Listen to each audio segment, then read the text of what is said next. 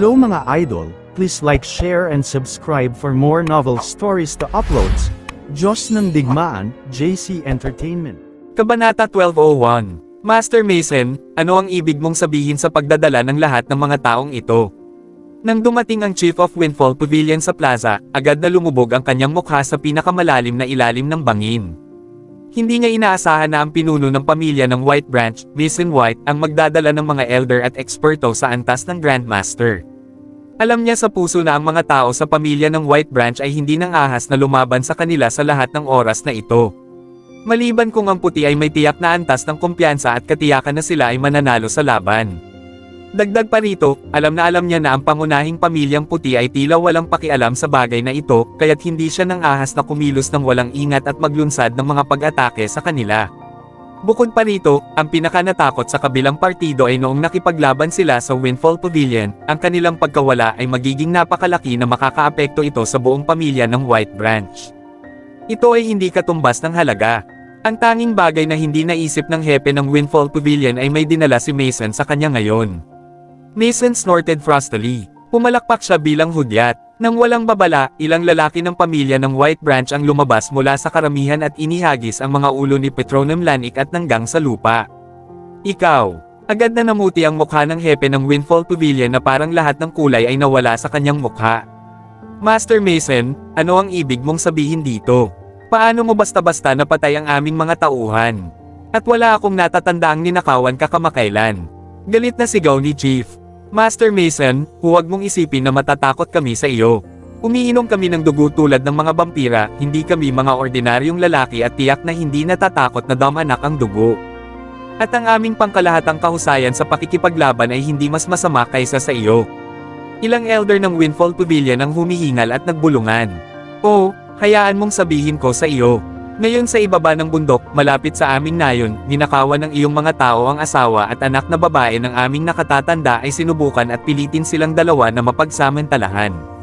Ngumisi si Mason na may galit ng ngiti sa mukha.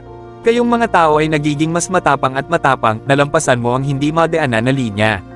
Ngayon ang iyong huling araw sa mundo. Lilipulin mo kami. Hey!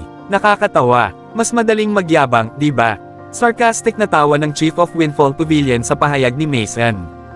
Pagkatapos ay binobola niya ang kanyang mga kamao, at isang layer ng chi energy ang bumalot sa kanyang mga kamao, na nanginginig ng malakas. Iniwas niya ang kanyang kamao at pumutok kay Mason. Gayunpaman, sa oras na ito, gumalaw si Jack na parang kulog at tumayo sa harap ni Mason. Pinasabog niya ang kanyang kamao laban sa mga hepe. Isang malakas na kalabog ang umalangaw-ngaw. Ang tila simpleng suntok ay gumawa ng nakakatakot na banggaan, at ang sumunod na eksena ay ang Chief of Windfall Pavilion na lumilipad ng ilang metro pa atras. 30 metro ang halaga ng lakas nito. Bumagsak ang Chief of Windfall Pavilion sa lupa, nanuyo ang kanyang lalamunan, at isang subo ng mainit na pulang likido ang bumulwak sa kanyang bibig, dugo. Ikaw, sino ka ba?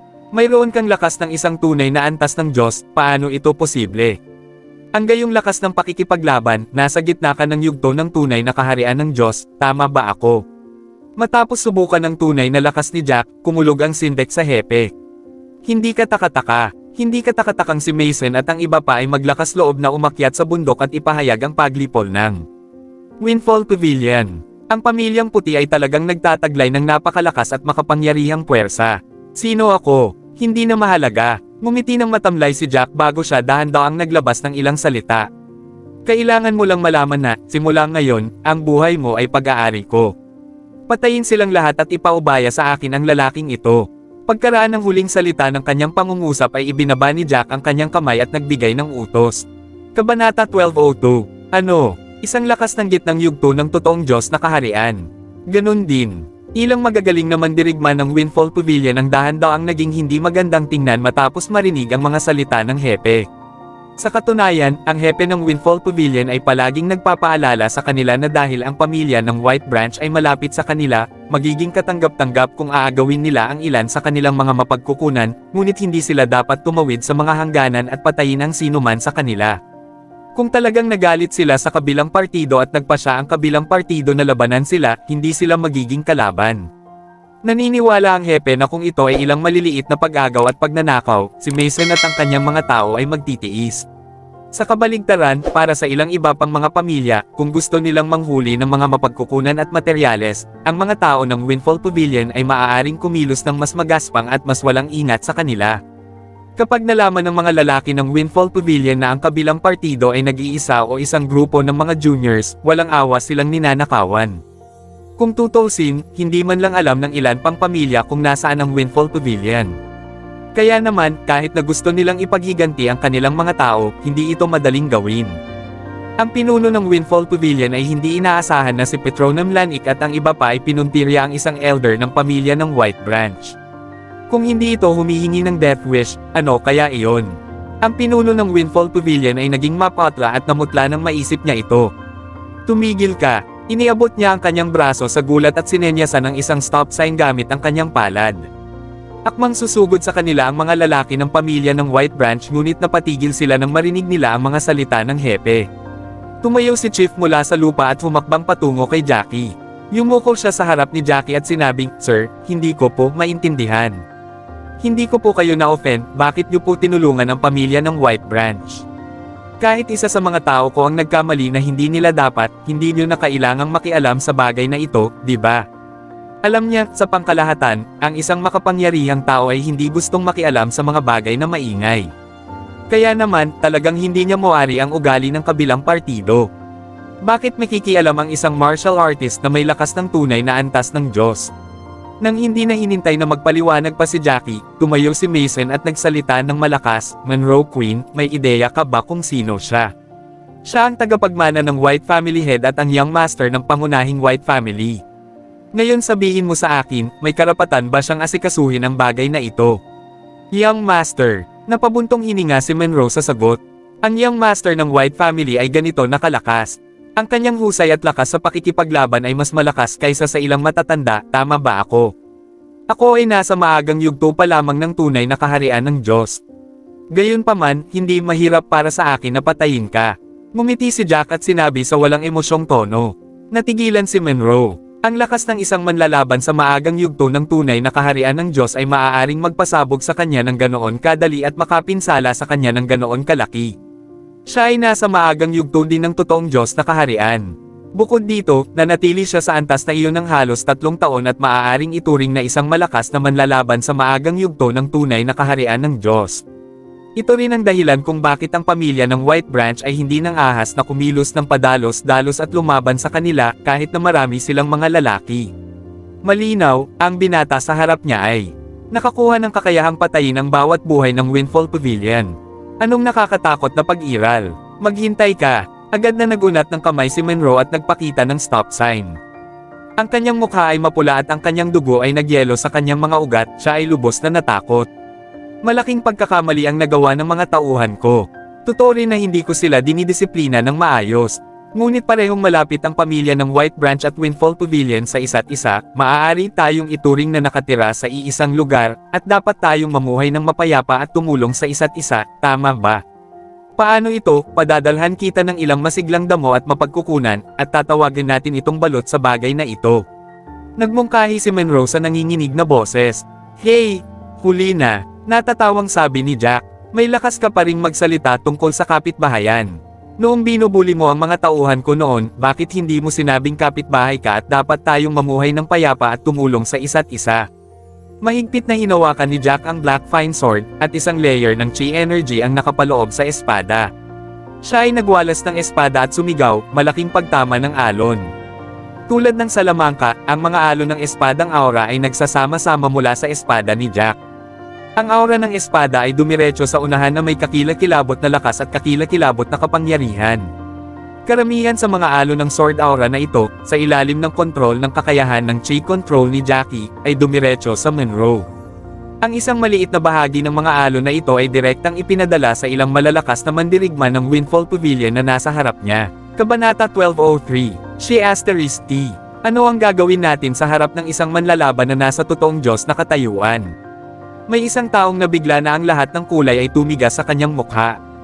Para sa isang Grandmaster o isang taong may demigod status, walang paraan upang talunin ang isang tao na may tunay na katayuan ng Diyos. Ang kanyang aura lamang ay may ganito kalaking kapangyarihan, at mahirap para sa kanila na malapitan siya. Pinitik ng isang matandang lalaki ang palad at naglabas ng isang bagay na parang maliit na kabibi. Siya ay napuno ng kanyang chi, at ang tortoiseshell ay naglabas ng isang kislap ng liwanag bago lumaki. Ang bagay na iyon ay talagang isang kalasag. Itinaas ng matanda ang kalasag sa kanyang harapan at nakahinga ng maluwag. Mayroon ka talagang kayamanan na ganyan. Natahimik si Monroe nang makita niya ito. Logically speaking, dapat ay nakakuha siya ng treasure na ganyan. Hindi niya akalain na itatabi talaga ito ng matanda para sa kanyang sarili. Kung hindi dahil sa panganib na kanilang kinaroroonan, malamang na hindi na ito inalis ng matanda, at hinding-hindi malalaman ni Monroe na may ganoong kayamanan. Isang pag-atake ang dumapo sa kalasag at sumulyap, wala ni isang gasgas ang natira sa balat ng pagong. Gayunpaman, ang malakas na pag-atake na iyon ay nagpatisod sa kanya ng ilang metro paatras bago siya nakabangon. Para naman sa mga kasama sa paligid niya, bagamat mabilis nilang naipakita ang kanilang martial skills, gumuho pa rin sila na parang papel bago ang pag-atake ni Jack, at lahat sila ay napatay. Kinuha ng matanda ang eksena at nagpakawala ng hininga. Sa kabutihang palad, siya ay nagkaroon ng swerte upang makakuha ng tulad ng isang kayamanan na maaaring baguhin din ang laki nito. Ginawa nitong comfortable para sa kanya na itago ito. Siya ay pinatay dahil dito kung hindi. Hindi nasisiyahan si Monroe dahil ang kanyang unang elder ay nagtago ng ganoong kayamanan, ngunit wala siyang kalayaang pag-isipan ito ng husto sa ngayon. Karamihan sa mga pag-atake ni Jack ay nakadirekta sa kanya. Damn! Nang makita niya ang pag-atake, humigpit ang ekspresyon niya at naglabas ng kamao. Isang higanting sawa ang nagpakita mula sa chi na nagsama-sama sa kanyang katawan.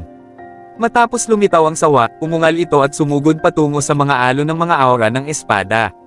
Mabilis na gumawa si Monroe ng manipis at protection na bula ng chi sa paligid niya upang panatilihing ligtas ang sarili pagkatapos niyang itapon ang pag-ataking iyon. Noon lang siya nakadama ng kaunting relaxed. Naniniwala siyang kakayanin niya ang pag-atake noon ni Jack. Pagkatapos ng lahat, ang kanyang pag-atake ay itinuturing na isang medyo mataas na antas ng kasanayan, isa na nasa ikalawang baitang elementarya. Masasabing trumpo niya ito, isang matunog na pagsabog ang palm unit sa hangin. Hindi niya akalain na nagsisimula ng gumuho ang kanyang sawa sa ilalim ng pag-atake ni Jack, bagamat hindi pa lumilipas ang ilang segundo. Malapit na itong mawala, hindi naman. Tumagal lang ng ganoon katagal. Monroe's mata halos lumabas sa kanilang sockets, gulat na gulat siya na hindi niya alam ang sasabihin. Hindi bababa sa 30 o 40% ng mga pag-atake ni Jack ay idinirekta sa ibang lugar, ngunit hindi pa rin niya nakayanan ang mga pag-atake kahit na gumamit ng pangalawang grade ong elementary martial skill. Kailangan kong kumapit, sinabi iyon ni Monroe sa kanyang sarili, ngunit naramdaman na niya na ang araw na iyon ay maaaring ang kanyang huling araw. Masyadong malakas ang pump na iyon para sa kanya. Kabanata 1204. Kailangan kong kumapit. Inuulit ni Monroe ang parehong parirala sa kanyang sarili sa loob, gayunpaman, wala kahit isang segundo bago niya ulitin ang parirala, bumagsak ang lahat. Sa sandaling nasa isip niya ang pag-iisip na kumapit, ang higanting chi python ay bumagsak at tuluyang nawala sa manipis na hangin. Bagamat matagumpay na na-neutralize ng kanyang sawa ang karamihan sa pag-atake ni Jack, ang natitirang pag-atake ay napakalakas at malakas pa rin. Diretso itong dumapo sa tuktok ng bula ng chi ni Monroe. Ang tunog ng suntok ay mas magaan kaysa dati, ngunit ang kalasag ng chi ni Monroe ay nakayanan lamang ang pag-atake ni Jack sa loob ng 2 hanggang 3 segundo bago ito tuluyang gumuho at nagkapira-piraso. Kahit nakanselahin ang pag-atake ni Jack gamit ang bula ng chi, ang pag-atake ay mayroon pa ring halos ikasampu ng lakas na natitira, at ito ay sumabog ng husto sa katawan ni Monroe. Bumulwak ang isang bibig ng dugo mula sa bibig ni Monroe, at lumipad siya paatras, tulad ng isang bola ng kanyan, papasok sa bubong ng bahay na hindi kalayuan sa likuran niya, na nabasag ang isang butas sa bubong at nahulog sa sahig ng bahay. Ang eksena bago si Jack ay nagpakunot ng gilid ng kanyang bibig, at sa sumunod na segundo, mabilis siyang tumakbo papasok sa bahay. Napakalakas niya, napakahusay ng ating young master. Talagang nakapatay siya ng ilang elite na manlalaban sa isang galaw lang. At sa palagay ko ay hindi makakaligtas si Monroe sa pagkakataong ito. Matapos patayin ng isang demigod-level fighter, tiningnan ni Mason ang bilis ng kidlat ni Jack, puno ng pagkabigla at pagtataka ang kanyang mga mata. Bago sila dumating sa Windfall Pavilion, nag-aalala siya kung matatalo ba ni Jack si Monroe, tutal kahit siya mismo ay hindi kumpiyansa sa pakikipaglaban kay Monroe. Gayunpaman, sa hindi inaasahang pagkakataon, hindi lamang siya nasugatan ni Jack ngunit napatay din ang ilang mga elite na mandirigma para sa kanila. Ngayon, kailangan na lang nilang harapin ang natitira, at ang trabaho ay kasing dali ng ABC. Masasabing kailangan lang nilang asikasuhin ang natitira ng hindi kailangang magbayad ng malaking halaga. Si Monroe, na nahulog mula sa bubong, ay bumagsak ng husto sa lupa at nagbuga ng isa pang subo ng dugo. Siya, na nasugatan na mula sa nakaraang pag-atake, ngayon ay mas malubhang nasugatan. Ang kanyang mukha ay naging puti, at lahat ng posibleng kulay ay naalis sa kanyang mukha, naging mahina ang kanyang hininga. Ilang beses siyang umubo, at bawat ubo ay may kasamang subo ng dugo. Halos hindi na niya masuportahan ang sarili para makatayo. Nakatayo mula sa kama ang ikatlong anak na babae ng pamilya Cabello. Nakatali ang kanyang mga paa kaya't tumalon na lamang siya sa kama at napahiga sa sahig. Sinubukan niyang tipunin ang kanyang chi energy para maputol ang lubad. Gayunpaman, noon lang niya napagtanto na ang chi dispersing pill na ibinigay sa kanya ni Monroe ay masyadong malakas at mabisa, na naging imposible para sa kanya na kumilos at tipunin ang kanyang chi energy sa kanyang katawan. Ayon sa sinabi sa kanya ni Monroe noon, ang kakaibang tabletang ito ay tatagal ng 3 araw, hindi makontrol ng isang nakalunok nito ang enerhiya ng chi sa kanyang katawan. Sa tuwing sinubukan ng isa na pakilusan ang chi enerhiya, agad itong mawawala. Bukod dito, kung paulit-ulit na sinubukan ng isang tao na pilitin na i-coagulate ang enerhiya ng chi sa katawan, makakaranas siya ng ilang matinding pinsala sa kanilang mga katawan. Nang mawalan ng pag-asa ang third young mistress na si Cabello, nahulog si Monroe mula sa bubong at bumagsak sa sahig hindi kalayuan sa ibaba ng kanyang mga paa. Ang galing, anak ng Ab-Asterisk.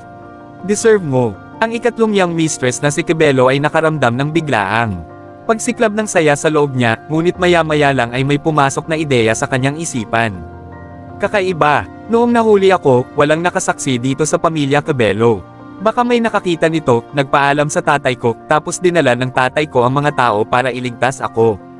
Masayang daldal niya. Nang dumating sa puntong ito ang proseso ng pag-iisip, mabilis niyang ipinilig ang kanyang ulo upang itanggi ito, na pakiramdam na ito ay imposible. Siya ay dinakip at dinala doon hindi pa katagal, at ang pamilya Cabello ay nasa isang lugar kung saan halos imposible na mahanap ng mga karaniwang tao, hindi pa banggitin na ang distansya sa lugar na iyon ay malayo. Kahit na alam ng pamilya Cabello ang tungkol sa kidnap, kakailanganin nila ng 10 araw para iligtas siya. Kabanata 1205. Sa makatuwid, ang Risquare ay malinaw na hindi mula sa pamilya Cabello. Huwag mong sabihin sa akin na isa pang grupo ng mga bandido ang nakatutok sa kanila. Agad na tumibok ang puso ng third young mistress na si Cabello sa posibilidad na ito. Pagkatapos ng lahat, hindi mahalaga kung ang mga brigands ay mula sa Windfall Pavilion o anumang iba pang gang, lahat sila ay masasamang tao.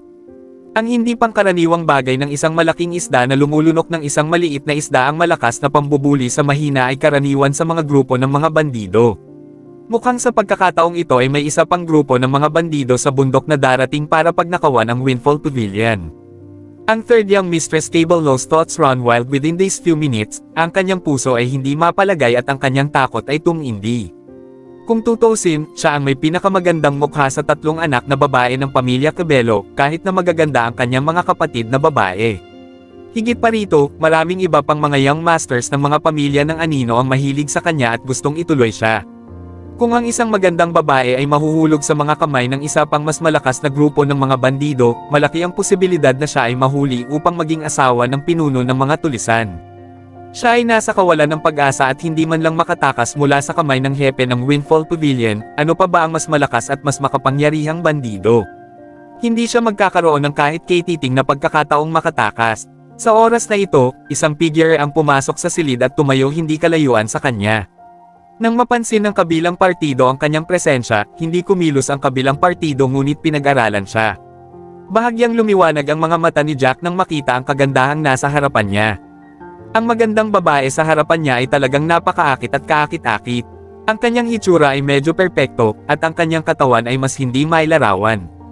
Ang kagandahang iyon ay tiyak na makakalaban kay Selena at ang resulta ay mahirap sabihin. Ang puso ni Jack ay talagang bumilis ng kaunti kaysa karaniwan sa sandaling ito. Ikaw, huwag kang lalapit. Binabalaan kita, hindi mo ako makukuha. Ako ang pangatlong anak na babae ng pamilyang Cabello, at ang mga Cabello ay malalakas at prominenteng. Binabalaan kita, kung maglakas loob kang ay bully ako, patay ka na.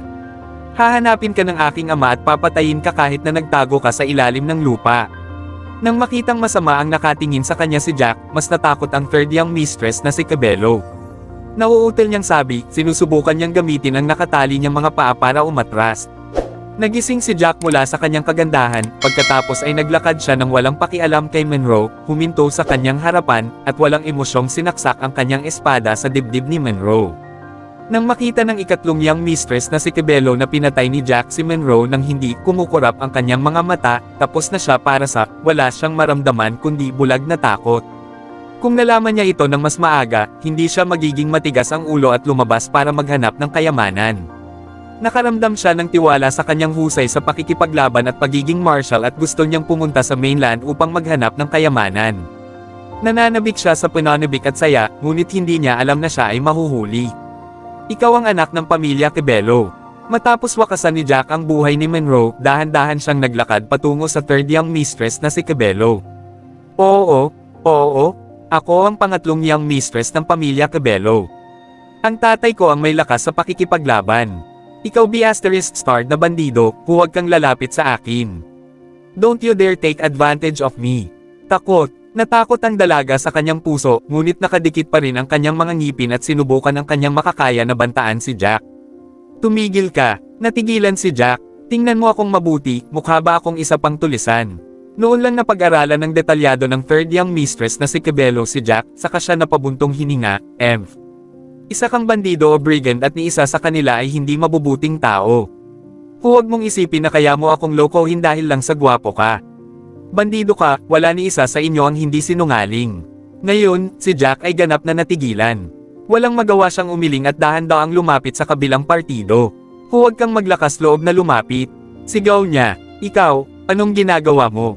Maganda ang reputasyon ko, kung maglalakas loob kang sirain ako, hindi kita ililibre kahit na maging multo ako sa hinaharap.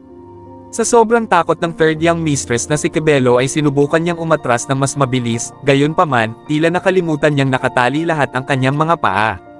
Gusto niyang gumalaw ng mabilis ngunit hindi pinayagan ng kanyang nakatali na mga paa, sa halip bumagsak siya pabalik sa lupa. Kabanata 1206. Hindi man lang nag-abalang pansinin ni Jack ang third young mistress na si Cabello na kakabagsak lang ng husto sa lupa, sa halip, nagpatuloy ito sa paglalakad patungo sa kanya at itinutok ang espada sa pagkakahawak nito sa kanya. Hindi, huwag. Naisip ng ikatlong young mistress na si Cabello na ito na ang huling araw niya. Nagsalubong ang mga kilay niya, pumikit siya at buong lakas na sumigaw. Sa kasamaang palad, mali ang hula ng third young mistress na si Cabello. Ikinawit ni Jack ang espada sa kanyang pagkakahawak, at sa sumunod na segundo ay naputol ang lubad na nakatali sa kanya. Hindi nagtagal ay naramdaman ng ikatlong batang ginang Cabello na tila lumuwag ang lubad, sa kanya idinilat ang isang mata niya para sumilip, pinutol ni Jackie ang lubad. Ikaw, hindi mo ako papatayin. Nakahinga ng maluwag ang third young mistress na si Cabello, ngunit hindi nagtagal ay muling lumungkot ang mukha niya. Teka, alam mo naman siguro na uminom ako ng chi dispersing pill at alam kong hindi ko makontrol ang chi energy sa katawan ko para ipagtanggol ang sarili ko. Kaya naman pinutol mo ang lubad at binitawan mo ako, di ba? Nag-assume siya. Sabihin ko sa iyo ng diretso, itong magandang katawan na tinitingnan mo ngayon, hindi mo nakukuha. Nawala na naman ng salita si Jack. Una sa lahat, hindi ako bandido o brigand. Pangalawa, may asawa na ako at may 4 na taong gulang na anak na babae. Kahit na maganda ka, wala akong interes sa iyo. Paliwanag ni Jack na may mapait na ngiti sa labi. Pinag-aralan niya ang kabilang partido, huminto sandali bago sinabing, ibilang mo ang iyong sarili na maswerte ngayong araw na ito na nakilala mo ako, kung hindi, natatakot ako na ikaw ay maging asawa ng pinuno ng mga tulisan.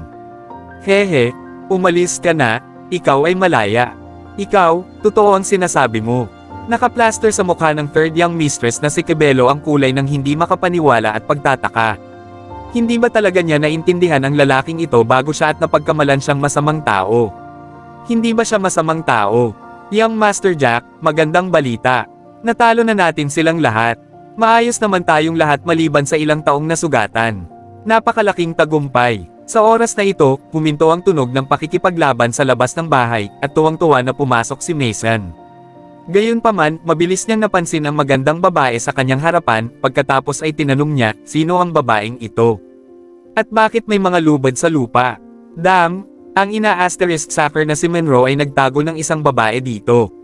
This is the third young mistress of the Cabello family. Hindi ko alam kung paano siya nahuli. Anyway, she was saved in time. Isang mapait na tawa ang pinakawalan ni Jack at nagpaliwanag. Ang pamilya Cabello. Young Master Jack, hindi ba tayo masama ang pakikitungo sa pamilya Cabello? Ang mga Cabello ay palaging nakikipagkompetensya at nakikipag-away sa atin. Paano kung patayin natin itong third young miss? Hindi pa rin malalaman ito ng pinuno ng pamilya Cabello. Iisipin niya lang na ang kanyang anak na babae ang napatay ng mga tulisang ito. Mabilis na may naisip si Mason at nakangiting nag-propose kay Jack. Na, bagamat mayroon tayong mga hindi kasiya siyang yugto sa pamilya Cabello, ang lahat ng mga pangyayari na iyon ay medyo minor. Kung talagang papatayin natin ang anak na babae ng pamilya Cabello, ang problema ay magiging mas malaki at mas malala. Magiliw na ngumiti si Jack at sinabi sa third young mistress na si Cabello, Miss Cabello, malaya ka nang umalis. Ngayon alam ko na sa wakas, ikaw ang young master ng White family. Bahagyang ngumiti si Daniela Cabello at nagtanong, ikaw ang young master ng pamilya ng White branch dito. Kamangha-manghang galing ang iyong talento. Nagpapasalamat ako sa pagligtas mo sa akin sa pagkakataong ito, kaya, pwede na ba akong umalis? Ano, ito? Humakbang si Mason, gustong sabihin sa kabilang partido na ang ginoong ito ay tagapagmana ng padre de pamilya ng pangunahing pamilyang puti. Gayunpaman, mabilis siyang napigilan ng isang senyales mula kay Jack. Inilahad ni Jack ang kanyang kamay, senyales na huwag nang magsasalita pa kaya, agad na napapikit si Mason ng mahigpit. Ito, ano? Kumunat ang noo ni Daniela at bahagyang nagtaka. Bumalik si Mason na may awkward na ngiti. Bueno, gusto kong sabihin na sa pagkakataong ito ay ang pamilyang puti ang nagligtas sa iyo, kaya't huwag mong kalilimutan ang aming mabait na kilos. Iniangat ni Daniela ang kanyang ulo at sumagot, huwag kang mag-alala. Babalik ako at sasabihin ko ito sa aking ama. At hahayaan ko ang ating mga tao na mas bigyang pansin sa hinaharap at hindi na mabangga ang pamilyang White. Nang matapos ni Daniela ang kanyang pangungusap, muli siyang tumingin kay Jack at ngumiti, I'm sorry kung na-misunderstood kita, mapapatawad mo ba ako? Chapter 12:07 Hey! Hindi ko na masyadong inisip yon kasi hindi naman ako ganong klaseng tao. Isang tipid na ngiti ang ibinigay ni Jack at umikot-ikot, lumakad. Bumakas ang pagtataka sa mga mata ni Daniela habang pinagmamasdan ang silhouette nito. Maraming lalaki ang nabighani sa kanyang hitsura. Ang mga masters mula sa pamilya Cabello at iba pang mga pamilya ay sumigaw na sulyapan siya. Ang lalaking iyon ay hindi brigand, ngunit lohikal na pagsasalita, dapat ay tinanong niya man lang ang kanyang pangalan o nagpakita ng kaunting pagkahumaling sa kanya. Pero tumalikod na lang siya at umalis. Bumalat sa kanya ang kawalang kasiyahan. Mabilis siyang hinabol. Hoy, hindi ka ba na-curious kung ano ang pangalan ko? Sabi niya kay Jack. Nilinggan siya ni Jack. Bakit ako dapat? Walang kibunyang sagot. Ako. Galit na galit si Daniela. Ang lalaki ay ganap na walang kaalam-alam. Hindi ba niya naisip na subukang magpakita ng interes sa isang kagandahang tulad niya? Inilibot niya ang kanyang mga mata sa kanya. Ako si Daniela, sabi niya. Ikaw. Oh, Jack ang pangalan ko. Pagkasabi niya nun, naglakad na siya palabas. Sa sandaling ito, pinagbubukod-bukod ng mga miyembro ng pamilyang White ang kanilang mga trepeyo ng digmaan. Young Master, ito ay isang tunay na kayamanan. Dapat mong kunin ito. Ang unang elder ay masayang tumakbo, tinutulak ang isang bagay na parang shell ng pagong kay Jack. Oo, dapat mayroon ka nito. Hindi kami mananalo kung hindi dahil sa iyo ngayon. Mabilis na sabi ni Mason. Salamat. Ngumiti si Jack at kinuha ang bagay. Pinisil niya ang kanyang palad at inilagay sa kanyang martial ring. Susunugin natin ang mga bangkay kasama ang bahay na ito mamaya. Kunin natin ang mga trepeyo ng digmaan at bumalik bago tayo maglinis. Anunsyo ni Jack pagkatapos mag-isip. Natigilan si Daniela na hindi nakaimik nang makita niya ito. Sino sa lupa ang lalaking ito? Siya ba ay isang young master mula sa pangunahing pamilya ng White family?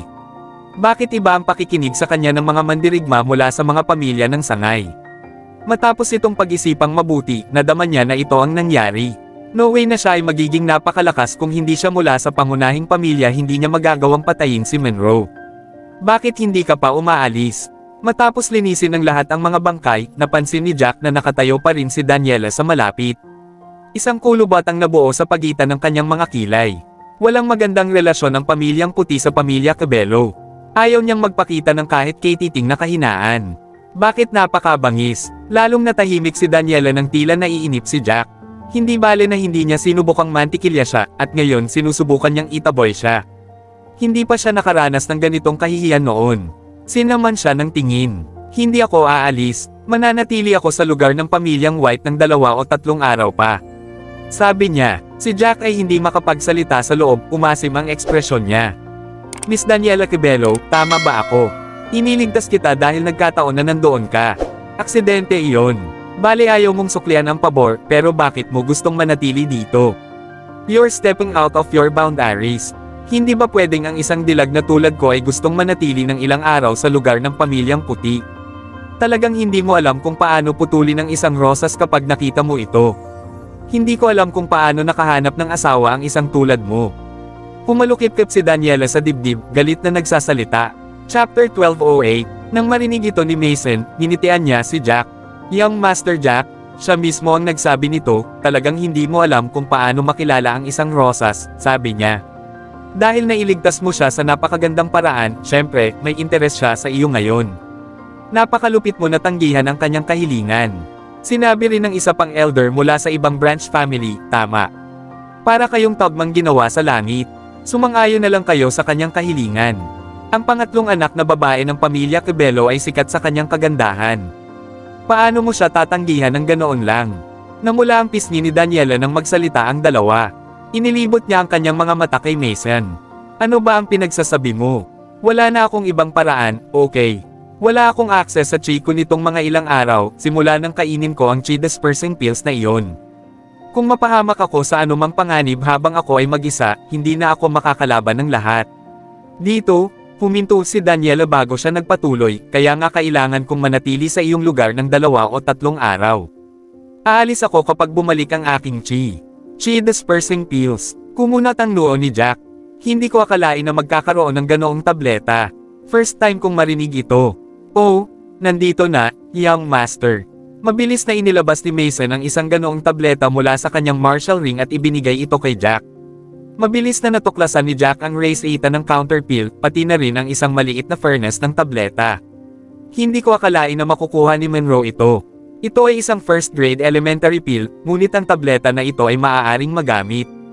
Ito ay isang napakagandang produkto. Talaga, alam talaga ng lalaking iyon ang alchemy. Hindi lahat ay kayang gawin iyon. Hindi ko akalain na alam ni Monroe ang lahat ng ito. Hindi napigilan ni Mason na mapasigaw pagkatapos niyang marinig iyon. Ha! Itatago ko ang race 8 at ang pill furnace. Ito ay magiging kapaki-pakinabang para sa akin. Natatawang sabi ni Jack. Ang pagkakaroon ng mga naturang item ay talagang isang karapat-dapat na insidente. Higit pa rito, ang kalasag na kamukha ng kabibi ng pagong noon ay tila maganda rin. Gayunpaman, malalaman lamang ni Jack kung gaano ito kahalaga kapag mayroon siyang oras upang pag-aralan ito ng maayos sa bahay. Ha! Kunin mo na lang kung gusto mo, young master. Walang silbi sa amin ang mga pills at ang pill furnace. Tumawa si Mason. Sa sandaling iyon, nagsimulang masunog ang bahay sa tapat. Nasunog ang bangkay ng mga tauhan ni Monroe kasama nito. Matapos malinis ang lahat ng bangkay, bumaba ng bundok si Jack at ang iba pa. Hoy! Kung wala kang sinasabi, inaakala ko na pumayag kang manatili ako sa lugar ng pamilyang White sa loob ng ilang araw. Nang makita niyang aalis na sila ay mabilis na nilampasan ni Daniela si Jack. Fine. Hindi naman tayo kulang sa kwarto. Hindi mapakali si Jack sa kanya. Sa pagkakataong ito, ang White family ay nakakuha ng maraming martial resources. Si Mason at ang iba pa ay dapat na masayang-masaya ngayon. Mason at ang iba pa ay nakaplaster pa rin ang mga ngiti sa kanilang mga mukha. Si Mason ay kumanta hanggang pababa ng bundok. No way, no way. Pagod na ako. Hindi nagtagal, napagod na si Daniela. Lahat kayo ay martial practitioner. Naglakad kayong lahat sa mabilis na paglalakad na parang wala lang. Ngayong wala na akong access sa aking chi, magaling na ako bilang isang normal na tao. Ayaw ko nang maglakad. Ayaw mong maglakad. Saka anong gagawin natin? Don't tell me gusto mong buhatin kita. Tinitigan siya ni Mason. Anong sakit? Sambit niya. Kabanata 1209. Hindi ako sasakay sa iyong likuran. Inilibot ni Daniela ang kanyang mga mata kay Mason. Wala siyang hilig sa kanyang hulky figure. Lumingon ang mga mata niya kay Jack. Pinagdikit niya ang labi niya. Ikaw, buhatin mo ako. Nahihiyang sabi niya. Hindi alam ni Jack kung matatawa o maiiyak. Gayunpaman, totoo na mabagal ang pag-usad nila sa kanyang paglalakad. Naglakad lang siya palapit sa kanya, humihingal. Maaari kitang buhatin, ngunit may utang ka sa akin kung gayon. Nakuha mo, got it, I'll really return the favor. How could a man be so petty? It's your privilege to be able to carry a beauty like me. Tumakbo si Daniela sa likuran ni Jack at sumakay. Tara na, young Master Jack. Let's go. Anong tinatitigan nyo? Sigaw ni Jack nang lahat ay nakatingin sa kanya. Saka lamang sila nagpatuloy pababa. Samantala, ang puso ni Daniela ay kumakabog ng husto sa kanyang dibdib. Nang malaman niya na hindi siya brigand at siya ang young master ng White family, mas naging positibo ang impression niya sa kanya. Ibig sabihin, medyo mataas ang posisyon niya. Maaari niyang pantayan siya, at least. Nagsimulang gumala ang isip ni Daniela. Kung tutusin, ito ang unang pagkakataon na nakatagpo siya ng ganoong kay gwapong lalaki na hindi nagpakita ng interes sa kanya. Malakas din siya, so much stronger than the young masters na kilala ko. Habang iniisip niya iyon, mas napagtanto niya kung gaano kaakit-akit si Jack. Pinagmasdan niya ang eksena habang naglalakad sila, mainit ang mukha. Pakiramdam niya ay ito na ang tadhana. Oy, miyembro ka ng White main family, tama ba? Isinandal ni Daniela ang ulo sa likod niya at mahinang nagtanong. Oo, sagot ni Jack habang naglalakad pababa ng bundok. Hindi mo ba kayang maglakad ng medyo mabagal? Mag-isip ka sa akin. Napakagatlabi si Daniela. Dahil sa hindi pantay na daan sa bundok, madalas na nagkakabanggaan ang katawan niya at ni Jack. Dahil hindi pa siya nakikipag-date noon, nakaramdam siya ng labis na kahihiyan. Sinabi mo sa akin na buhatin kita pababa. Nakakapagtaka na pinagbigyan kita. At ngayon nagrereklamo ka. Hindi alam ni Jack kung matatawa o maiiyak. Siguro naging spoiled ka sa pamilya Cabello at bihira kang umalis ng bahay, sabi niya. Ang mga treasure spot, ang mga halimaw, at ang mga martial artists sa labas ng mundo ay hindi kailanman maaaliw sa iyong pag-ungol. Ikaw ay isang psychic. Bihira akong umalis sa bahay ng pamilya Cabello. Napangiti si Daniela. Kung hindi pa kita nakilala, naging goner na ako. Talaga. Tapos magkaibigan na tayo. Tumigil sandali si Jack. Isang puka na ang nagsimulang gamulo sa kanyang isipan. Kabanata 12:10. Oo naman. Ikaw ang tagapagligtas ko. Kaya gagawa talaga ako ng paraan para mabayaran ka. Kumalat ang init sa dibdib ni Daniela. May naisip siya at mabilis na idinagdag, ngunit huwag mong hayaang gumala ang iyong isip kung saan-saan. Hindi kita gagantihan ng aking katawan. Ang sino mang gustong sumunod sa akin ay dapat patunayan na sila ay karapat-dapat. Nakuha ba? Confident ka talaga, no? Hindi alam ni Jack kung matatawa o maiiyak. Totoo na hindi siya kalahating masamang hitsura at nakakaintriga ang magaan na halimuyak na nagmumula sa kanya, ngunit tiwala si Jack sa kanyang pagpipigil sa sarili. Alam kong lahat kayong mga lalaki ay nagsasalita ng isang bagay at pagkatapos ay nag-iisip ng isa pa. Siguradong may iniisip kayo, ano sa isang kagandahang tulad ko ay nakabuka ka sa iyong likod ngayon. Sinasabi ko sa iyo, ito ay iyong pribilehiyo na buhatin ako. Napakaraming lalaki ang gustong gawin ito ngunit walang pagkakataon. Si Daniela ay ipinagmamalaki gaya ng dati, na para bang siya ay isang prinsesa sa itaas ng mga ulap. Sinasabi mo na pribilehiyo ko ang magpasa ng kasing bigat mo. Hey, I'll be more than happy to get rid of this weight. Ngumiti si Jack, masyadong masungit ang babaeng ito. Siya ay maganda, ngunit hindi siya ang uri ng mantikilya sa mga masasamang tao.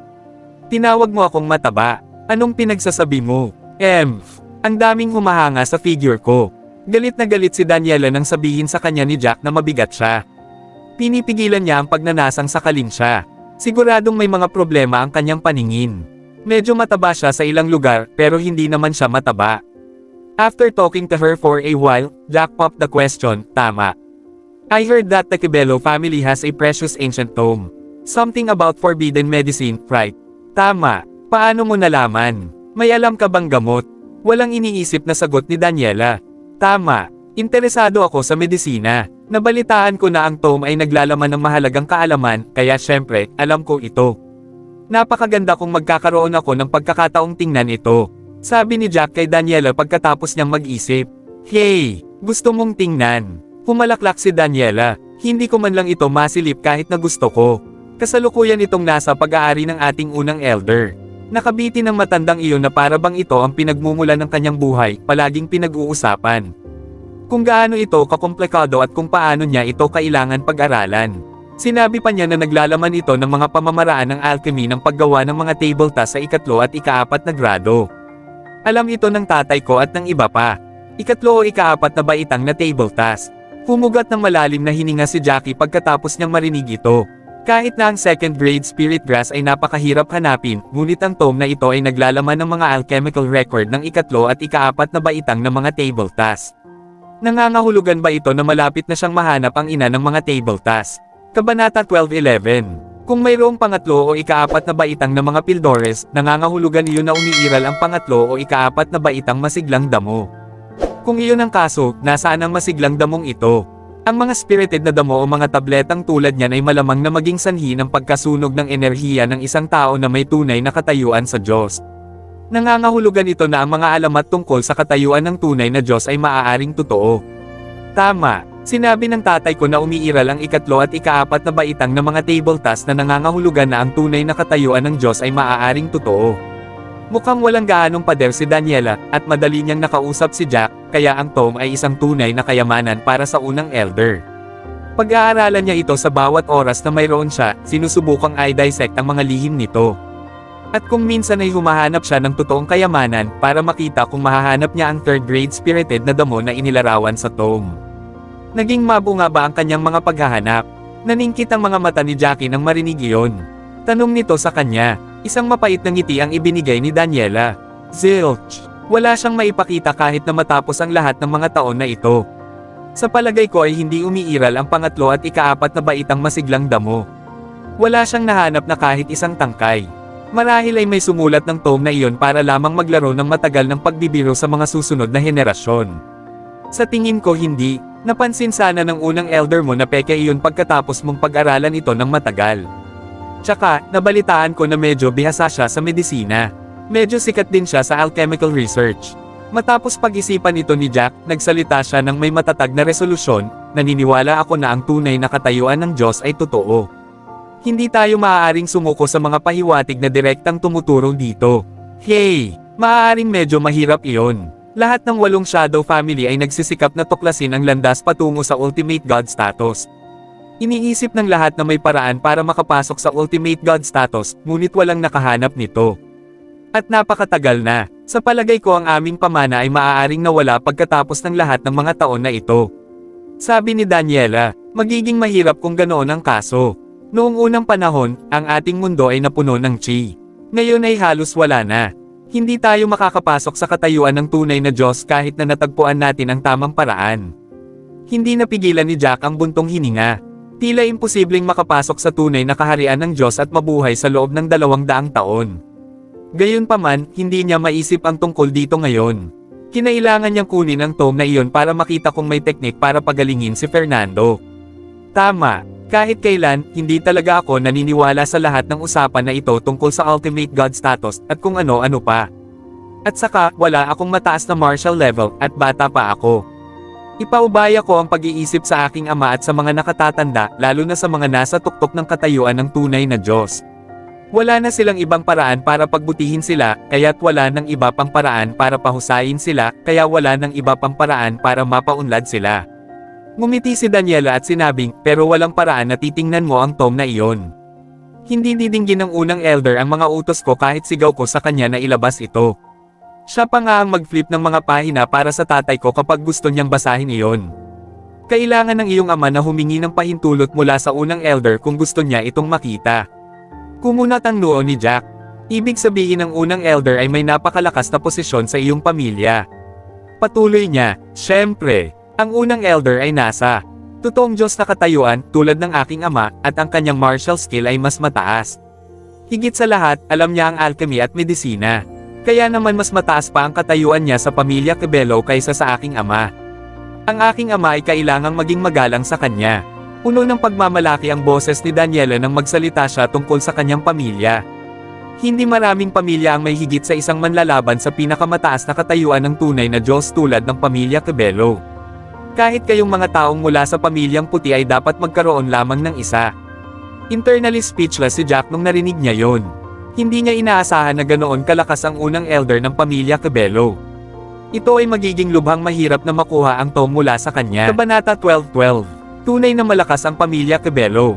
Isang tipid na ngiti ang ibinigay ni Jack at ibinato ang mga salita sa isang walang kabuluhang paraan. Ngunit hindi siya makapagsalita sa loob. Maliwanag na mas pinahahalagahan ng unang elder ang tome kaysa sa sarili niyang mga anak, kung mayroon man siya, at gusto niyang mahanap ang paraan para makapasok sa sukdulang kaharian ng Diyos sa loob ng mga pahina nito. Walang paraan na mahiram ni Jack ang tome sa isang segundo. Kung hindi man lang niya pinayagan ang pangatlong anak na babae ng pamilya Cabello na silipin ito, bale, isang ganap na outsider. Iyon ang dahilan kung bakit ang tanging paraan sa paligid na iyon ay upang makuha ang kanyang kamay sa tomb. Bagamat si Jack ay nasa panimulang yugto pa lamang ng katayuang tunay na Diyos, naramdaman niyang hindi magiging problema ang pumatay ng isang tao sa intermediate stage ng tunay na katayuan ng Diyos.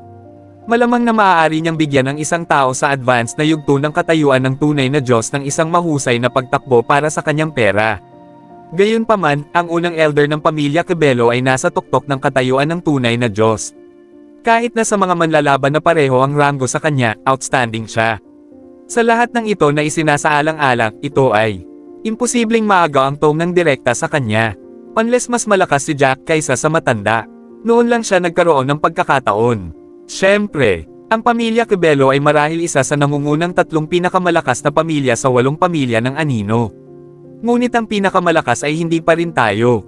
Malaki ang ngiti sa mukha ni Daniela. Halatang ipinagmamalaki siya ng pamilya Cabello. Di nagtagal, nakarating din sila sa tirahan ng isa sa mga pamilya ng sangay. Binababa ni Jack si Daniela. Not bad. Akala ko iiwan mo na ako sa kalagitnaan ng bundok. Hindi ko inaasahan na dadalhin mo talaga ako hanggang dito. Isang ngiti ang sumilay sa labi ni Daniela nang makita ang butil ng pawis sa noo ni Jack. Itinali niya ang kanyang mga daliri sa likod niya. Huwag mong sabihin sa akin na gusto mo akong buhatin ng mas matagal. Sabi niya, kaya ba hindi mo ako binaygo? Walang imek si Jackie sa loob. Para mawala ang ilan sa kanyang mga alalahanin, nakipag-usap siya tungkol sa pamilya Cabello, kasabay nito, mas naiintindihan niya ang sitwasyon ng pamilya nito. Habang nag-uusap sila, unti-unti silang nakalapit sa nayon.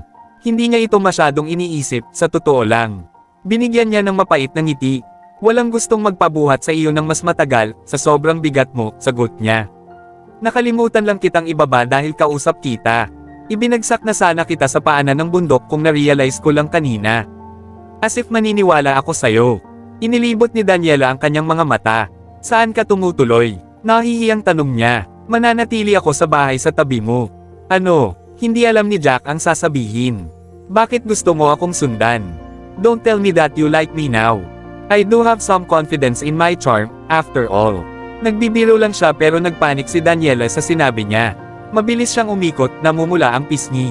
Ano ang pinagsasabi mo? No way na gusto kita. Marami pang mga young masters na mas magaling sa iyo, she said. I just have the impression that you're a pretty good person, so you won't get any funny thoughts. That's why I wanted to stay beside you. Hindi alam ni Jack kung matatawa o maiiyak. Iniunat niya ang kanyang mga braso. Papiliin ko sila ng 2 mahuhusay na kabataan at ang kanilang branch family master sa hapon, pagkatapos ay lilipat ako sa ibang branch family bukas ng umaga. Sabi niya, huwag kang mag-alala, sasabihin ko sa mga miyembro ng pamilya ng sangay na babalatan ko ang sinumang maglalakas loob na maglagay ng daliri sa. Iyon ang buhay. Hindi mangyayari iyon. Kabanata 12:13. Sa hindi inaasahang pagkakataon, agad na sumagot si Daniela, kapag may nangyari sa iyo at ang aking kadalisayan ay nadungisan ng isang tao, malaking kawalan pa rin ito sa akin, kahit napatayin mo ang isang tao. At saka, wala ni isa man sa mga buhay ng mga pamilya ng iyong sangay ang katumbas ng sa akin. Kahit kailan, I'll be tagging you around for these few days lang. I'll leave you my few days. Fine. Hindi na mahalaga sa akin. Dinala siya ni Jack at inutusan si Mason na ayusin ang isang silid sa tinutuluyan niya para kay Daniela. Sa hapon, ikinategorya ni Mason at ng iba pa ang kanilang mga nasamsam sa digmaan, kabilang ang masiglang damo, at inilatag ito sa harap ni Jack na nagpapahintulot sa kanya na pumili ng alinmang bagay na gusto niya.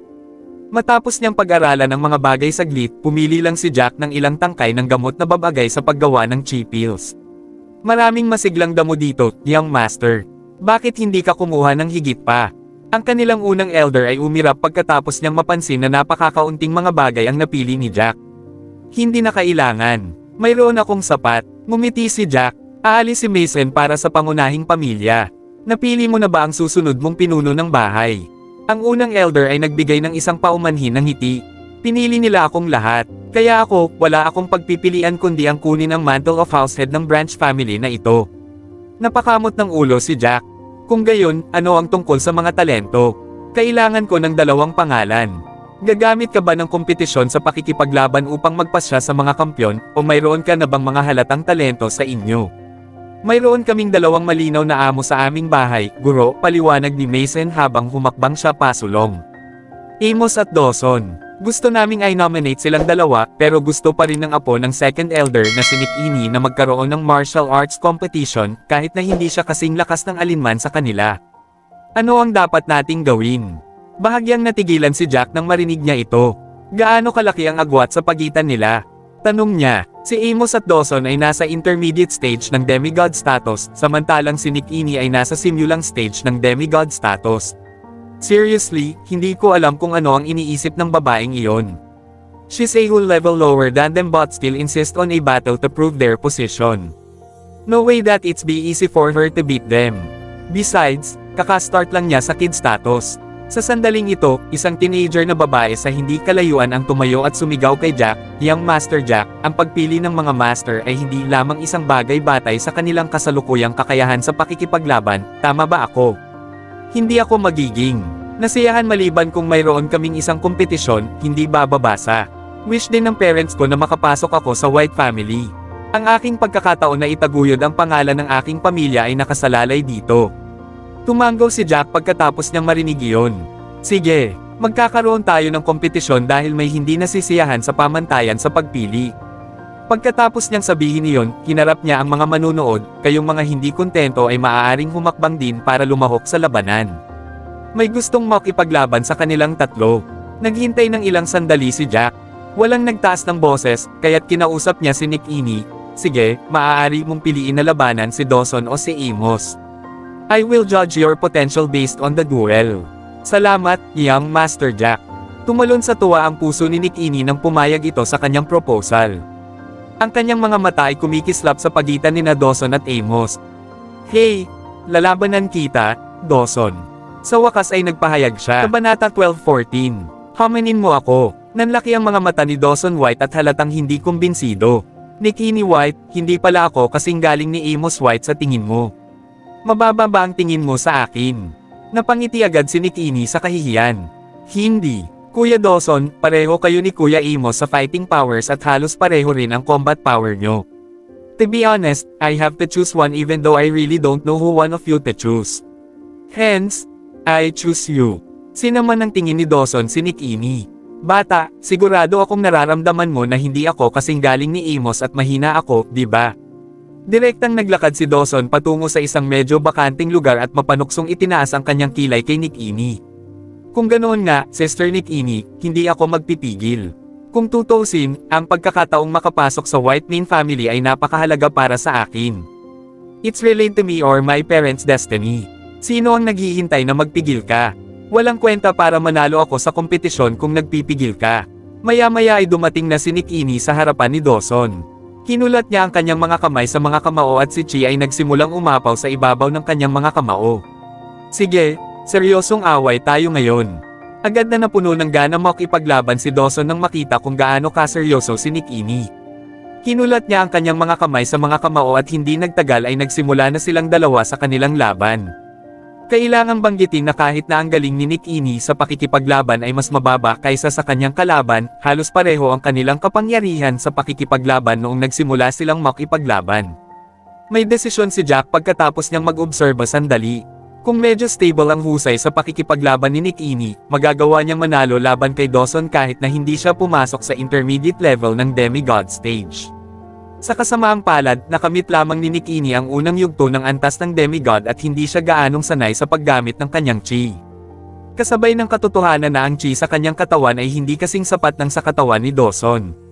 Kung ikukumpara kay Dawson, hindi niya kakayanin ang paggamit ng kanyang chi kung magpapatuloy ang labanan.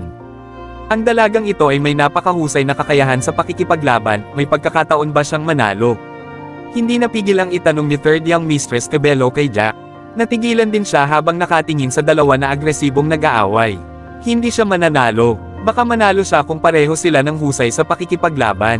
Nakalulungkot na malaki ang pagkakaiba nila sa kanilang husay sa pakikipaglaban at hindi niya ito kakayanin kung magpapatuloy ang pagkonsumo ng chi. Ngumiti ng mapait si Jack at nagpatuloy sa pagsasalita. Ang pangunahing bagay ay ang dalawa sa kanila ay may halos parehong martial skills, kaya wala siyang anumang mga pakinabang. Tumango si Daniela bilang realisasyon matapos niyang marinig ito. Nakakalungkot. Sure enough, Gaya nga ng inaasahan ni Jack, na puno ng pawis ang noo ni Nikini at parang hindi na niya nakayanan matapos ang ilang oras na paglalaban ng dalawa. Sa wakas, sumipa si Nikini at lumipad siya pabalik na parang saranggola na walang mga string. Nagsuka siya ng subo ng dugo at namutla ang mukha. Nikini. Hindi napigilan ng ama ni Nikini na mapabuntong hininga habang nasasaktan ang kanyang puso para sa kanyang anak nang makita niya ito. Nikini, natalo ka. Huminto si Dawson at tumingin kay Nikini na bumagsak sa sahig at sinabing, "To be honest, you have really strong combat ability. Unfortunately, there's no other choice because there are only 2 positions for US today and I have to fight for it." Sa hindi inaasahang pagkakataon, hinaplos ni Nikini ang sahig at muling lumipad pataas. Pinunasan niya ang matingkad na dugo sa kanyang bibig habang nakatayo doon. Haha, isang atake lang at maliit na sugat. Wala lang ito at hindi pa ako umaamin ng pagkatalo. Hindi pa tapos ang laban. Muling humakbang si Nikini sa sahig pagkatapos niyang magsalita at diretsyong sumugod sa kutsilyo ni Dawson. Muli, hindi nakaimik si Dawson. Hindi niya alam na napakatigas ng ulo ni Nikini at gusto pa siyang labanan. Hindi naglakas loob si Dawson nang makita niya kung gaano kabanggas ang paglapit ni Nikini sa kanya. Mabilis niyang ikinulong ang kanyang mga kamay sa mga kamao at nagpatuloy sa pagmamadali. Isang alon ng labanan ang maririnig ngunit alam ng lahat sa kanilang mga puso na si Nikini, na nasaktan na, ay hindi magiging kalaban ni Dawson kahit anong pilit niya. Ama ng anak ko, subukan mong hikayatin si Nikini. Kabanata 12:15. Sa tabi nila, hindi na naituloy ng nanay ni Nikini ang pagtingin sa kanila kaya tinanong niya ang asawa. Ayos lang, palagi siyang may ganitong karakter na ayaw mawala. Hindi ko siya kukumbinsihin tungkol dito. Bagamat siya ay labis na nababalisa, hinigpitin pa rin ng ama ni Nikini ang kanyang mga kamao at patuloy na sinabi. Buntong hininga. Napabuntong hininga ang ina ni Nikini. Maya-maya, lumipad muli si Nikini at napahiga sa sahig. Muli siyang nagsuka ng dugo at lalong namutla ang mukha niya kumpara sa dati. Nikini, aminin mo ang pagkatalo, hindi kita kalaban. Naawa din si Dawson sa dalaga habang nakatingin kay Nikini. Kung tutuusin, maganda naman ang relasyon nila. Upang maghanap ng martial enhancement material, ang mga kabataan ng mga pamilya ng sangay ay palaging nag-aalaga sa isa't isa sa mapanganib na kagubatan na iyon. Sabay din silang lumaki at nagkaroon ng magandang relasyon. Gayunpaman, kinailangan nilang lumaban sa araw na iyon para sa kani-kanilang kinabukasan. Hindi pa ako natatalo. Hindi ka aamin ng pagkatalo ng ganoon kadali. Nagnanga ang ngipin ni Nikini at muling tumayo. Kinurot niya ang kanyang mga kamao at muling sumugod palabas. Gayunpaman, halatang nabawasan ang kanyang bilis at madaling nakaiwas si Dawson sa kanyang suntok, sa halip ay pinitik niya ang kanyang kamay at hinampas siya sa kanyang likod. Lumipad pasulong si Nikini at napasubsob sa sahig. Tumalsik ang dugo at tumalsik ang ilang dumi pataas. Ang babaeng ito, hindi na napigilan ng ina ni Nikini at sinigawan siya. Nikini, aminin mo ang pagkatalo, hindi ka kalaban ni Dawson. Ina, ako, kaya ko pa namang lumaban. Tumayo na naman si Nikini at gusto pang lumaban. Tama na, sa sandaling ito, mahinang sabi ni Jack at tumahimik ang buong paligid. Young Master Jack, hindi pa ako umaamin ng pagkatalo. Hindi pa tapos ang kompetisyon na ito. Tumingin si Nikini kay Jack na may mga expectations na nakasulat sa buong mukha niya. Hindi na kailangang magpatuloy sa pakikipaglaban. Ngumiti si Jackie sa kanya bago nagsalita ng malakas sa crowd. Pagkatapos na pagmasdan ng labanan sa pagitan nila, kailangan kong sabihin na silang lahat ay mga Panginoon na mahirap makuha. Napakagandang bagay para sa mga pamilya ng sangay na magkaroon ng napakahusay na mga Panginoon. Naniniwala ako na tiyak na sila ay magiging mga Panginoon ng tunay na katayuan ng Diyos sa hinaharap kung sila ay maayos at bihasa. Napahinto si Jack dito bago nagpatuloy sa pagsasalita. Kaya, napagpasyahan kong magdagdag ng posisyon para sa pamilya ng sangay na ito. Dawson, Amos, at Nikini, kayong tatlo ay kailangan lamang na sundan si Petroleum Mason at iulat ang inyong sarili sa pangunahing pamilya. Ano? Ay, totoo ba ito? Ang mga magulang ni Nikini ay labis na nasasabik at walang ideya kung ano ang sasabihin. Ang iyong anak na babae ay talagang kahanga-hanga, bibigyan ko kayo ng isa pang kota. Tumango naman si Jack sa satisfaction at sabi habang nakatingin sa kanila. Kabanata 12:16. Sa sobrang saya, namumula ang mga mata ni Nikini habang halos umiyak. Salamat, Young Master Jack. Nanginginig na ungol ni Nikini. Si Mason, na nasa tabi nila, ay bamulong, Young Master Jack, alam kong mabait ka, ngunit hindi ba ito ay medyo hindi ka nais-nais? Kami mula sa pamilya ng sangay ay nahaharap sa kakulangan sa bilang. Ang ibang mga pamilya ng sangay na mayroon ding 2 kota ay hindi magiging masaya kapag nakita nilang 3 sa aming mga tao ang lumampas. Sumimangot din ang ama ni Nick Ini at same time na idinagdag, oo. Kung ganito ang kaso, baka maramdaman ng ibang branch family na hindi ito patas. Natatakot ako na maapektuhan nito ang imahe mo noon, Young Master Jack. Bagamat wala silang sasabihin sa labas, tiyak na may sasabihin ang mga prodigy mula sa mga pamilya ng branch kapag bumaba sila. Kinagat ng unang tuwang-tuwa na si Nick Ini ang kanyang matamis na labi nang marinig niya ang opinyon ni Mason at ng kanyang ama at sa gayon ay nagsalita, Young Master Jack, salamat sa iyong kabaitan, ngunit sa pag-iisip ng mga bagay-bagay, mukhang hindi pabor ito para sa iyo. Sa palagay ko ay mas mabuti kung hindi ko na lang ituloy, ngunit sisikapin ko ito kapag may pagkakataong tulad nito sa hinaharap. Natouch si Jack nang marinig niya ito at walang pakialam ng ngiti ang isinagot niya, huwag kang mag-alala.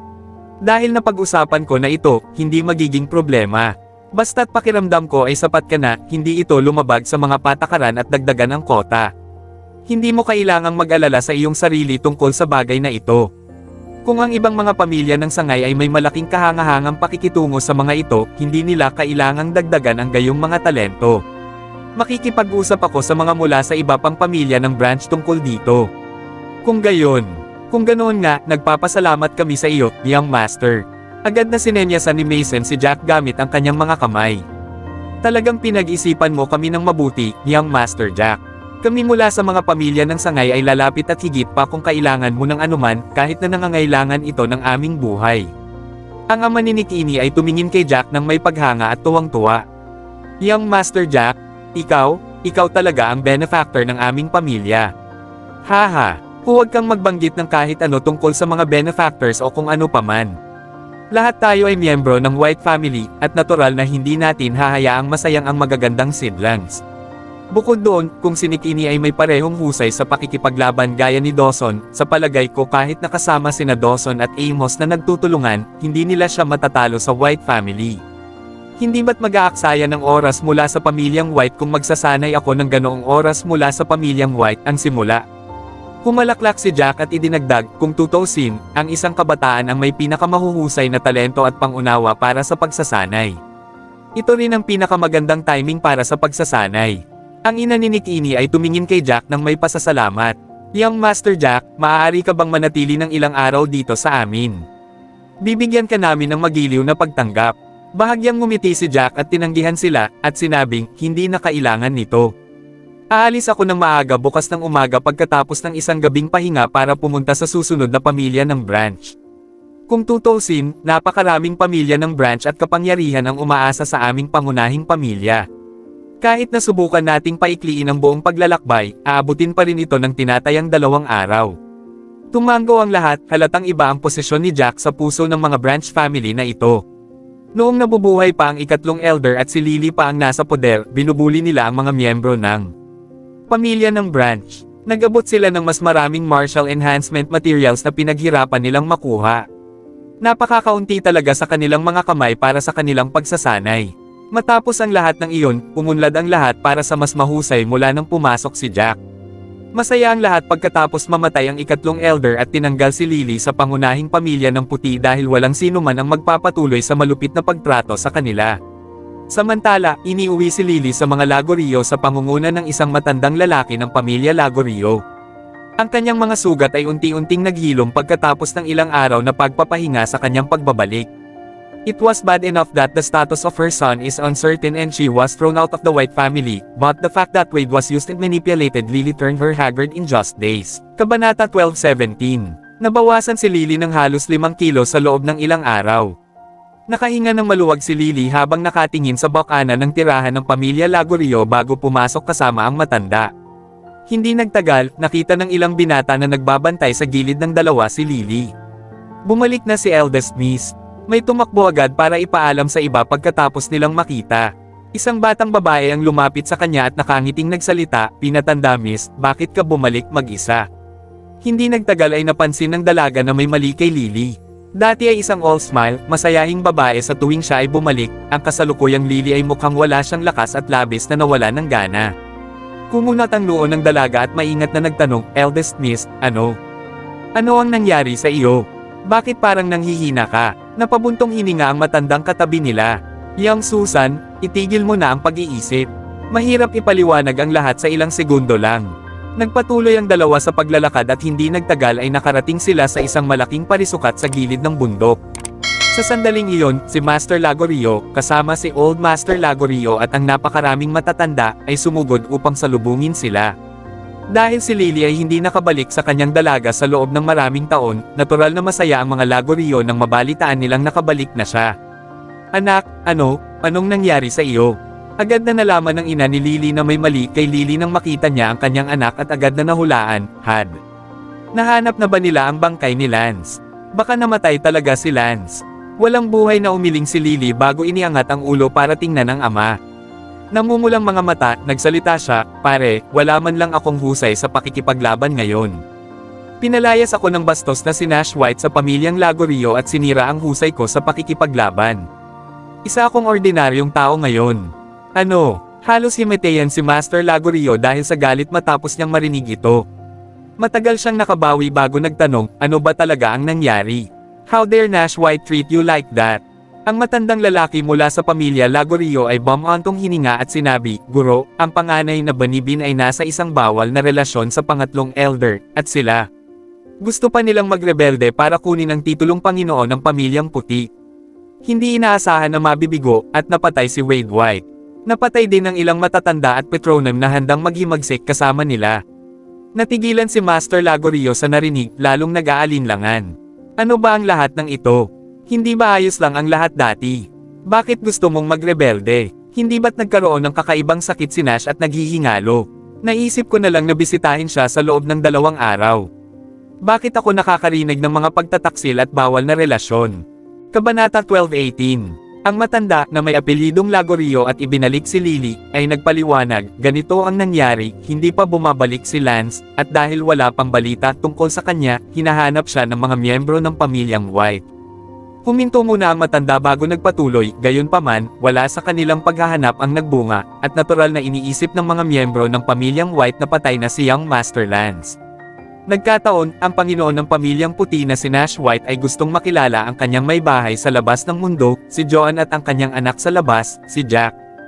Hindi nasisiyahan ang panganay na Banibin, lihim na nilason sa kakaibang lason si Nash. Ito ay kakaibang lason. Dahan-dahang sinabi ng matanda sa mga Lagorio ang lahat, mula sa simula hanggang sa wakas, na may malamig na ekspresyon.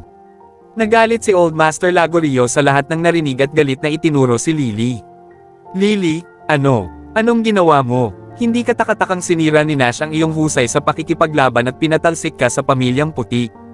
Napakatanda na ng Third Elder, at hindi mo pinahahalagahan ang iyong posisyon bilang panganay na ginang.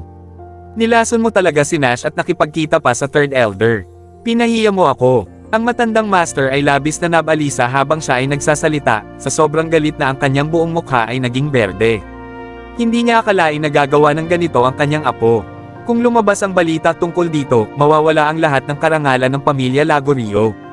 Lolo, ginawa ko ang lahat ng ito para sa aming pamilya. Si Lily naman ay wala pa ring pagsisisi habang galit na nakatingin sa matandang master. Sobrang suportado namin ang Pamilyang Puti sa simula, pangangatwiran niya, at hindi ba dapat suportahan nila kami ngayong bumangon na sila?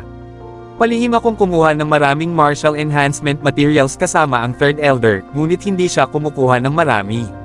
Hindi ba't dinala ko lahat ito sa aming pamilya ng Lagorio? Lalong nabalisa si Lily habang nagsasalita, bukod dyan, napaka-talented ni Lance. Bakit kailangang ibigay ang posisyon ng Family Master Inheritor sa illegitimate child na si Jack? Sa anong dahilan?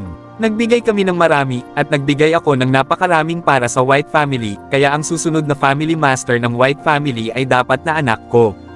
Tumanggaw rin si Master Lagorio at sinabi sa matandang amo, Pare, nararamdaman ko rin na may katuturan ang mga sinasabi ni Lily. Hindi dapat kasama ni Lily ang Third Elder at ang iba pa, ngunit para ito sa aming pamilya. Kung hindi, paano kami nakakuha ng napakaraming martial enhancement material sa mga taon na ito? Bukod doon, nararamdaman ko rin na ang White Family Master ay dapat na aking apo. Si Lance ay napakatalino at nagtrabaho ng husto. Bakit sa halip ay isang binata ang nagbalik ng titulo mula sa labas? Bumantong hininga ang matandang master at sinabing, ngunit hindi pa bumabalik si Lance pagkaraan ng mahabang panahon, at malaki ang posibilidad na patay na siya. Kahit na ano paman, ang lalaking iyon na nagngangalang Jack ay anak ni Nash. Hindi naman malalampasan kung gusto niyang makilala ang kanyang anak at asawa pagkatapos ng maraming taon. Wala rin iyon kung gusto niyang bumalik sila at maibalik ang kanilang mga posisyon. Mataimtim na tumango ang amo ng pamilya Lagorio na si Trenton Lagorio. Siguradong wala lang, pero hindi ako sang-ayon kung ibibigay niya, Nash White, ang posisyon ng family master inheritor kay Jack. Bukod doon, kahit na nagkamali ang anak ko, hindi mahalaga kung paalisan niya siya sa White family, pero bakit kailangan niyang sirain ang husay niya sa pakikipaglaban? Ilang taon na ba ang kailangan niyang sanayin para makabalik sa dati niyang husay sa pakikipaglaban, kahit na ang anak ko, kaya niya? Hindi nakaimik si Old Master Lagorio, parang masyadong lumayo si Nash. Oo, si Lily ay nakagawa ng ilang malalaking pagkakamali, ngunit ang pamilyang puti ay hindi magkakaroon ng kanilang kasalukuyang posisyon kung hindi tumulong ang mga Lagorios. Hindi gaano man kalaki ang pagkakamaling nagawa ni Lily, hindi ito dapat magresulta sa pagpapatalsik sa kanya sa pamilyang puti. Ang pagsira sa kanyang husay sa pakikipaglaban ay mas masakit kaysa sa pagpatay sa kanya. Nakaramdam din siya ng kirot sa puso nang makita niya kung gaano naging haggard si Lily. Halos mangiyak-ngiyak si Lily habang nagsasalita, "Pare, wala akong pakialam. Simula ngayon, kaaway na natin ang pamilyang puti. Gusto kong lipulin ang buong pamilyang puti. Gusto ko silang magbayad." Kabanata 12:19. Eldest Miss, bakit? Bakit ganyan ang tingin mo? Kasal ka sa kanya, baka ipaalala ko sa'yo, at ikaw ang may kasalanan sa umpisa. Hindi ka sana pretuhin ni Master Nash sa ganoong paraan. Sinubukan ng matanda na may apelyidong Lagorio na suyuan si Lily matapos marinig ang medyo agresibong tindig nito. Sa tingin ko mas mabuting hayaan na lang ito, tiyak na hindi sasaktan ni Master Nash si Young Master Lan sakaling bumalik siya kapag tumayo ka. Tiyak na hihilingin niya sa kanya na bumalik sa atin ang Lagorios dahil walang dalawang tigre sa isang bundok. Tiyak na hindi niya hahayaan si Young Master Lance na magpatuloy sa pananatili sa pamilyang White dahil pinatalsik ka na sa pamilyang puti. Huminto ang matanda bago siya idinagdag tungkol sa sitwasyon kung saan ang dalawang pamilya ay talagang nagsimula ng digmaan. Una, ang pamilya Lagorio ay tiyak na walang kalaban-laban para sa pamilyang puti. Bagamat nawala sa pamilyang puti ang pangatlong elder at ilang tao na naging tapat sa iyo, Miss, ngunit ang pamilyang puti ay tiyak na makakayanan ang pagkatalo na ito. Pangalawa, kapag nagsimula na ang digmaan, sa palagay mo paano tatrituhan ng mga miyembro ng pamilyang puti ang pamilyang puti at babalikan nila ang pamilyang puti na si Lance at kung mapapatay siya nito? Tumango rin si Old Master Lagorio bilang pagsang-ayon pagkatapos niyang marinig ito at sinabi kay Lily, "Lily, sa tingin ko ay may punto si Xavier. Kahit sa ang pananaw natin ito tingnan, wala tayong kakayahan ngayon para lipulin ang pamilyang puti."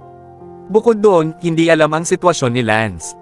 Bagamat anak siya ni Nash, si Jack ang pamilyang tagapagmana ng pamilya ngayon. Makakaapekto ang ating relasyon sa pamilya ni Nash pagkatapos ni Lance bumalik. Tumango rin si Master Trenton pagkatapos niyang isipin iyon. Totoo, mahal. Naiintindihan ko rin na gusto mong patayin si Nash at Jack ng husto, ngunit hindi tayo maaaring kumilos ng padalos-dalos sa bagay na ito. Sabi nga, ang gutom na kamelyo ay mas malaki kaysa sa kabayo.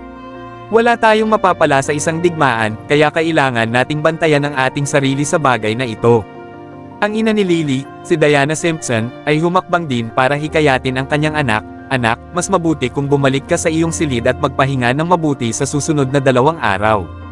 Naniniwala ako na buhay pa si Lance, at alang-alang sa kaligtasan ni Lance, hindi tayo dapat makipag-away sa pamilyang puti ngayon. Huwag kang mabahala, mahal ko." Saka lang tumango si Lily bilang pagsang-ayon. Naisip niya ito at muling nagsalita, "Pare, kailangan din ng ating pamilya Lagorio na magpadala ng ilang tao sa kakahuyan para hanapin at tingnan kung mahahanap natin si Lance. Mas mabuti kung mahanap natin siya. Okay? Okay? Okay. Ipinapangako ko na magpapadala ako ng mga tao upang isagawa ang paghahanap."